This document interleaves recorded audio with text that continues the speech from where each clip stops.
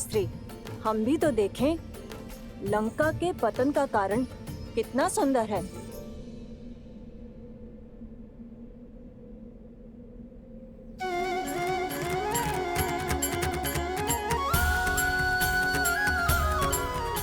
कैसी दिखती होंगी माता सीता, जिनको लौटाने के लिए हमने युद्ध किया।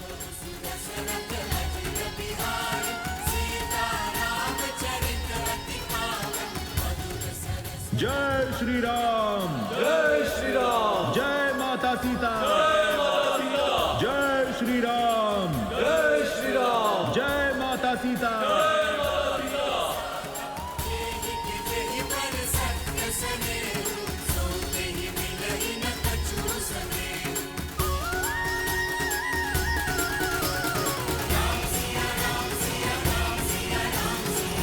ये भाभी माँ की पालकी पर आवरण क्यों है? सतीत्व की दुहाई देने वाली आज मुंह छिपाकर क्यों जा रही है? वो जो मुख छुपाती है वो कलंकित होती है। कदाचित जो सुनाई दे रहा है उसमें कुछ तो सत्य होगा।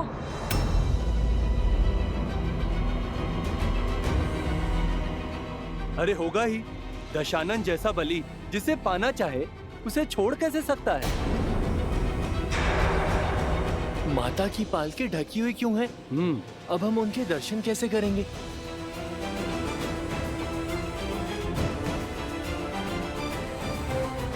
जाने कितनी बड़ी रूपवती है जो रावण भी उसके पास से मुक्त नहीं हो पाया। पर इतने समय रावण के पास रहने के बाद अब मुख छुपा रही है। पालकी से आवरण हटाओ ना, हमें माता को देखना है। प्रभु की आंखें भी कब से तरस रही हैं।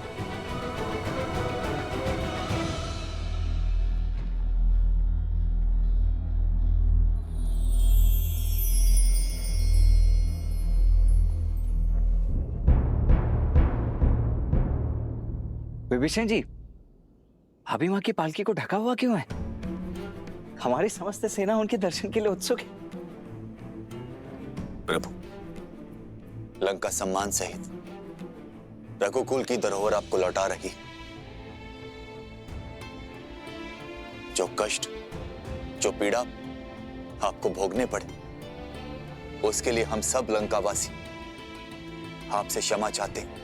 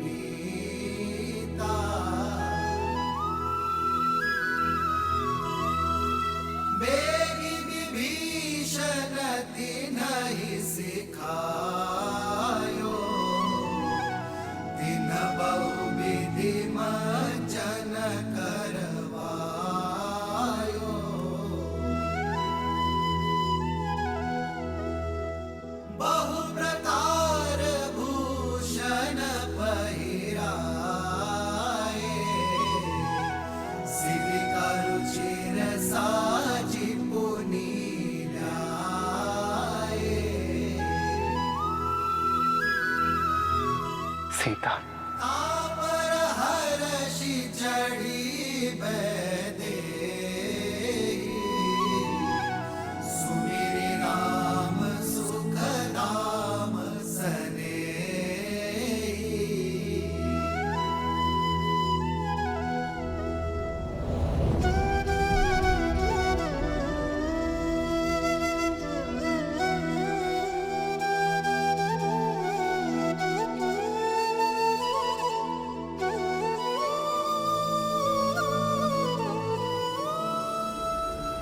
रुक जाओ सीता, रुक जाओ सीता।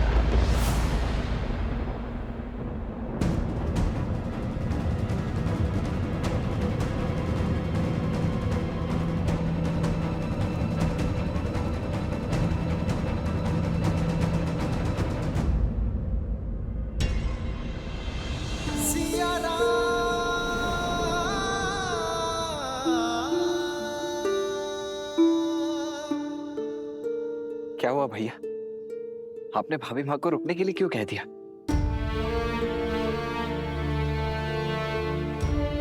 सीता, वियोग का इस समय जितना कठिन मेरे लिए था, उससे कई अधिक दुखदायी तुम्हारे लिए था।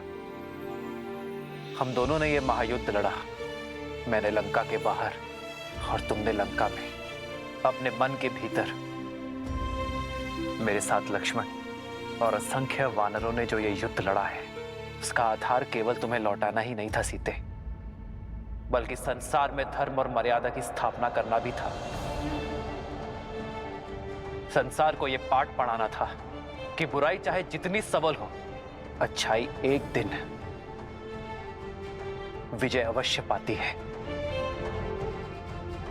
ये युद्ध रघुकुल के पुरुषार्थ और मेरे धर्म पर उठ रहे हर प्रश्न के उत्तर के लिए भी था।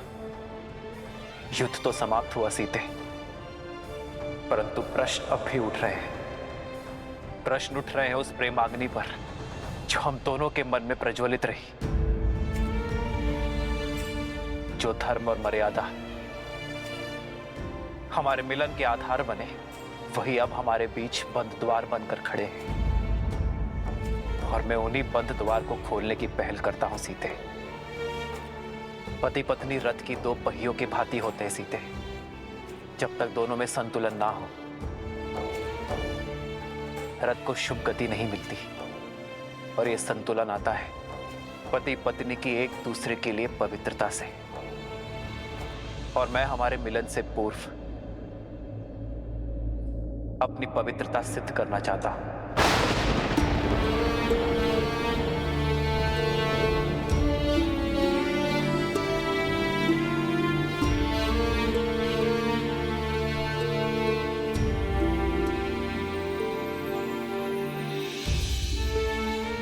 जितने माह मैं तुमसे दूर रहा, लक्ष्मण, वानर राज सुग्रीव, जामवन जी, हनुमान जी, ये सभी साक्ष्य हैं। ये सभी शपथ खाकर कह सकते हैं कि मेरा तन, मन और आत्मा पवित्र है, कि तुम्हारे अतिरिक्त किसी और का विचार मुझे छू तक नहीं सका।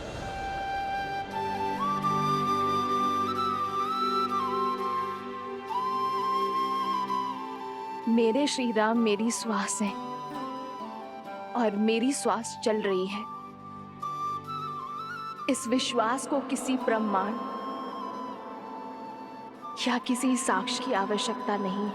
जन्म जन्म का है ये संगम, राम रतन सीता वैभव। जीवन पर केवल व्यक्ति का स्वयं का अधिकार नहीं होता सीता।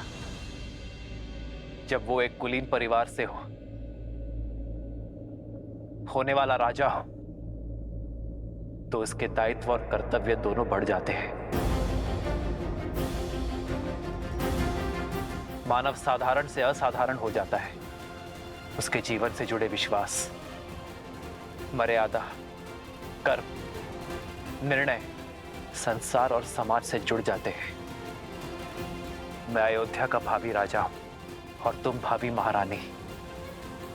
हम दोनों अयोध्या के पवित्र राज सिंहासन से जुड़े हैं, इसलिए हम दोनों एक दूसरे के बारे में क्या सोचते हैं, इससे अधिक महत्वपूर्ण यह है कि समाज हमारे बारे में क्या सोचता है। इसलिए हमारी पवित्रता का प्रमाण केवल हमारा एक दूसरे पर विश्वास नहीं हो सकता।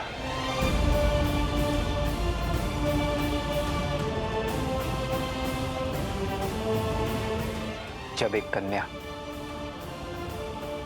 विवाह के लिए मंडप तक आती है तो उसकी पवित्रता, उसकी शुचिता का प्रमाण उसके माता पिता देते हैं। किंतु इस समय यह प्रमाण कौन देगा सीते?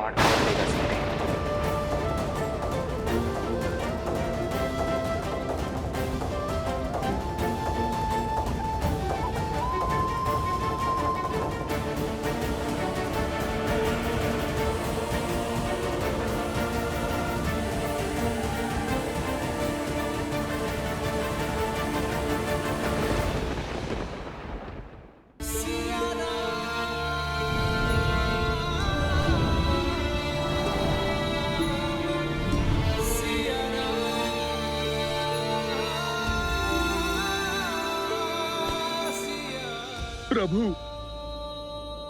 माता की पवित्रता का प्रमाण उनका ये पुत्र देता है। अपने प्राणों की सौगंध के साथ देता है प्रभु।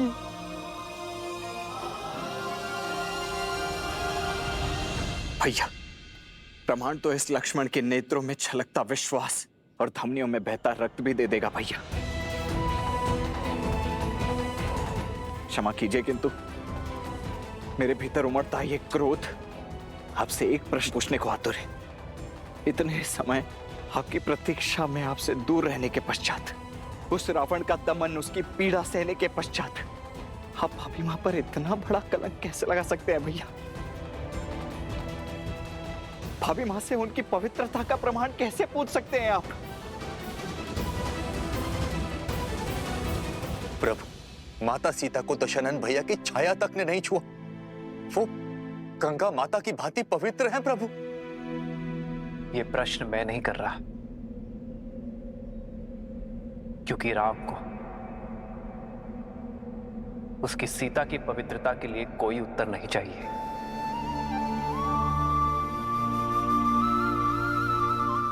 ये प्रश्न तो वो भावी राजा कर रहा है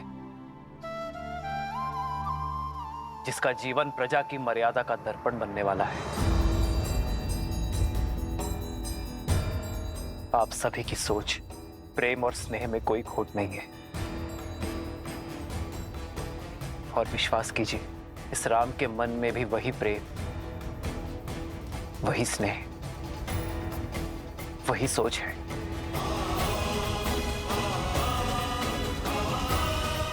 किंतु दुर्भाग्य से उस समय मेरी सीता के साथ वहां कोई नहीं था, और विभीषण भी लंका छोड़ हमारे साथ आ मिले थे। ऐसे में हमारे शब्दों का कोई मोल नहीं है। किंतु मेरे शब्दों का तो होगा।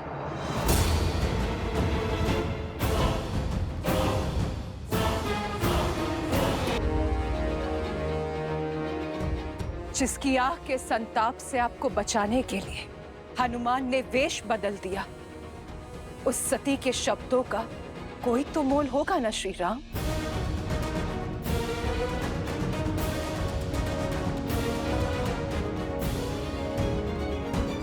मैं मंदोदरी, लंकेश दशानन रावण की पत्नी, लंका की भूतपूर्व महारानी, मैं दूंगी देवी सीता की पवित्रता का प्रमाण।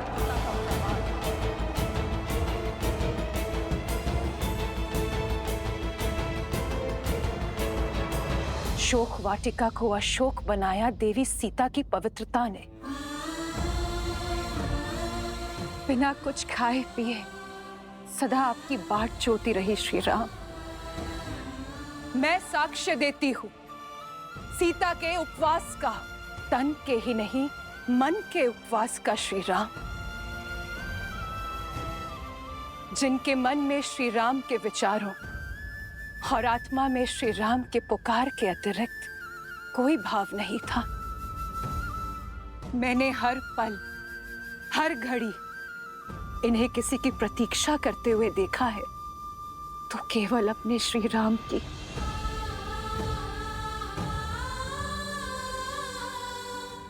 मेरे स्वामी सोच से ही राक्षस थे। छल बल सब प्रयोग किया उन्होंने, किंतु छल की माया भी सीता के विश्वास के आगे हार गई। दशानन की काया का बल भी हार गया। इस देवी के सतीत्व में इतनी शक्ति है कि सूखी घास का तिनका भी ब्रह्म कवच बन बैठा। दशानन उस सूखे तिनके की सीमा को कभी लांघ नहीं पाए। यदि श्री राम के प्रति मेरा धर्म, मेरी निष्ठा सच्ची है, तो आज ये तुच्छ तिनका तुम्हें ध्वस्त करेगा। और मैं ही क्यों? पूछिए इस त्रिजटा से, जो साक्षी है। एक राक्षसी को साध्वी बना दिया देवी सीता की संगति ने। मैं अशोक वाटिका की प्रमुख प्रहरी त्रिजटा, मैं देवी सीता के सदा साथ रही थी। आपकी सीता पवित्रता का पर्याय है श्री राम। मैं साक्षी हूँ पुत्री सीता के सतीत्व की। रावण की पत्नी और दासी का प्रमाण हम कैसे मान लें? राक्षसी है त्रिजटा, मिथ्या भी तो बोल सकती है।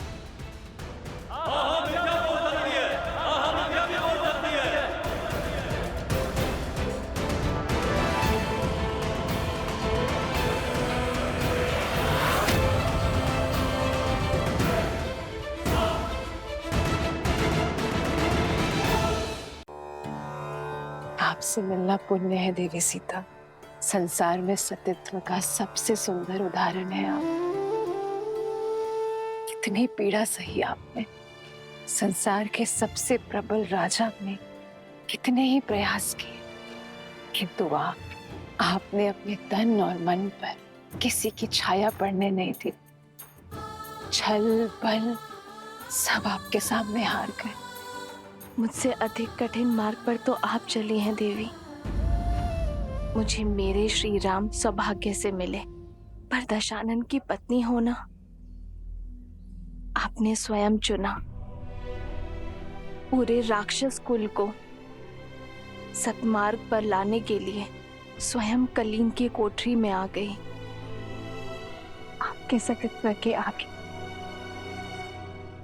मेरा पत्नी धर्म क्या है?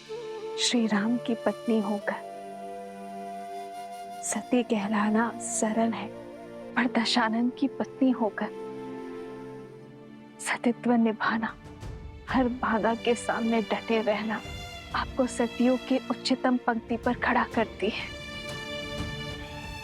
आप स्त्री जाति का आभूषण है देवी, पर संसार तो सीता को स्मरण रखेगा, मंदोदरी को नहीं।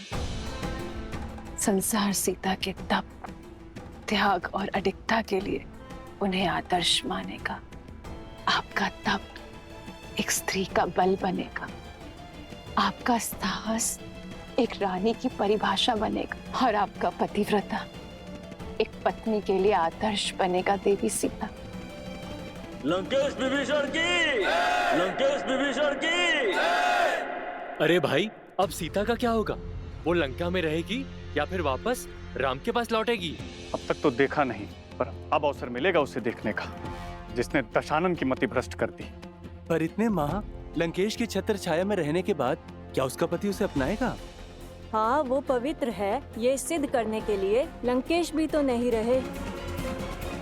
सेनापति, माता सीता का प्रभु श्री राम के पास लौटने का समय आ गया है। माता को प्रभु के पास पहुंचाने का प्रबंध किया जाए, और स्मरण रहे, ये कार्य पूरे मान सम्मान के साथ होना चाहिए। और सबसे महत्वपूर्ण, यात्रा में प्रजा माता के बहुत निकट न आने पाए, और अशोक वाटिका से माता आवरण से ढकी पालकी में प्रभु श्री राम तक जाएंगी। सुनो सुनो, महाराज विभीषण अशोक वाटिका के द्वार पर देवी सीता की प्रतीक्षा कर रहे हैं। श्री राम से देवी के मिलन की बेला आ गई है।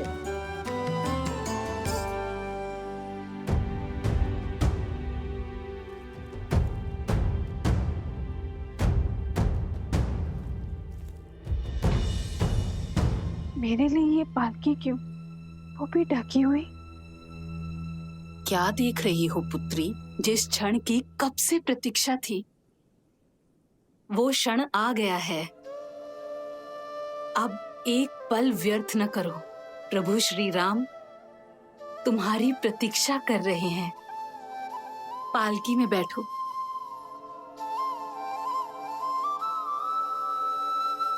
धन्यवाद मत कहना, माता कहा है ना मुझे।